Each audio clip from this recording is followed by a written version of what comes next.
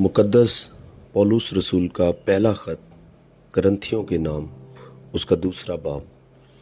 और ए भाइयों, जब मैं तुम्हारे पास आया और तुम में खुदा के भेद की मुनादी करने लगा तो आला दर्जे की तकरीर या हिकमत के साथ नहीं आया, क्योंकि मैंने ये इरादा कर लिया था कि तुम्हारे दरमियान यस्सु मसीह बल्कि मसीह मसलूब के सिवा और कुछ न जानूंगा।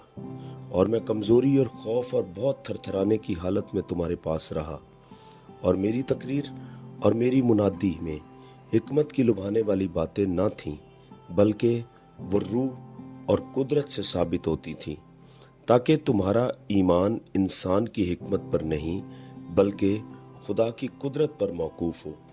फिर भी कामिलों में हम हिकमत की बातें कहते हैं, लेकिन इस जहान की और इस जहान के नेस्त होने वाले सरदारों की हिकमत नहीं, बल्कि हम खुदा की वो पोशीदा हिकमत भेद के तौर पर बयान करते हैं जो खुदा ने जहान के शुरू से पेशतर हमारे जलाल के वास्ते मुकर्रर की थी, जिसे इस जहान के सरदारों में से किसी ने ना समझा। क्योंकि अगर समझते तो जलाल के खुदा को मसलूब ना करते, बल्कि जैसा लिखा है वैसा ही हुआ कि जो चीज़ें ना आंखों ने देखी, ना कानों ने सुनी, ना आदमी के दिल में आई, वो सब खुदा ने अपने मोहब्बत रखने वालों के लिए तैयार कर दी।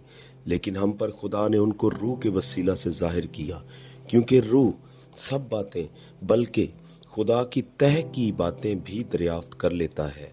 क्योंकि इंसानों में से कौन किसी इंसान की बातें जानता है सिवाय इंसान की अपनी रूह के जो इसमें है। इसी तरह खुदा के रूह के सिवा कोई खुदा की बातें नहीं जानता, मगर हमने ना दुनिया की रूह बल्कि वो रूह पाया जो खुदा की तरफ से है, ताकि उन बातों को जाने जो खुदा ने हमें इनायत की हैं। और हम उन बातों को उन अल्फाज में नहीं बयान करते जो इंसानी हिकमत ने हमको सिखाए हों, बल्कि उन अल्फाज में जो रूह ने सिखाए हैं, और रूहानी बातों का रूहानी बातों से मुकाबला करते हैं।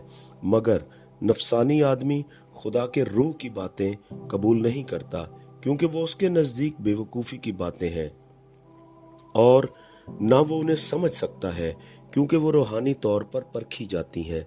लेकिन रूहानी शख्स सब बातों को परख लेता है, मगर खुद किसी से परखा नहीं जाता। खुदावंद की अकल को किसने जाना कि उसको तालीम दे सके, मगर हम में मसीह की अकल है। आमीन।